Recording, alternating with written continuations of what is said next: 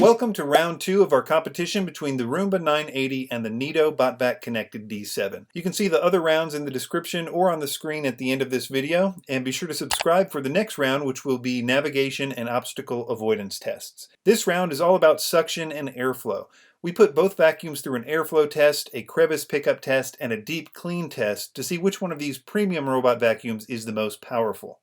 Links in the description to the Amazon listings of the Roomba 980 and the Neato D7, and let's get started. First up was the crevice pickup test. This is an interesting test because many upright vacuums can't even pass it. We set it up with two crevice sizes, an 1/8 inch and a 1/4 inch crevice.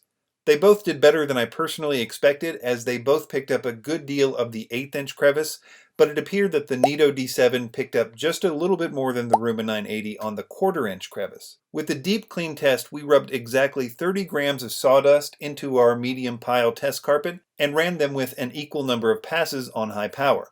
We then weighed their dust bends for the difference. Here again it was very close. In fact, it was a tie, as they both picked up 28 of the 30 grams of sawdust that I put down. The most interesting test was the airflow test. Here I made an airtight seal and tested the airflow in feet per minute with an anemometer. So here are the results. You can see that the Neato Botvac Connected D7 has 13.6% more airflow than the Roomba on high power and 36% more on low power. Keep in mind there's a margin for error with all these tests, but I try very hard to keep them consistent. So because of the higher airflow and the slightly better performance on the crevice pickup test, the Neato D7 wins round 2.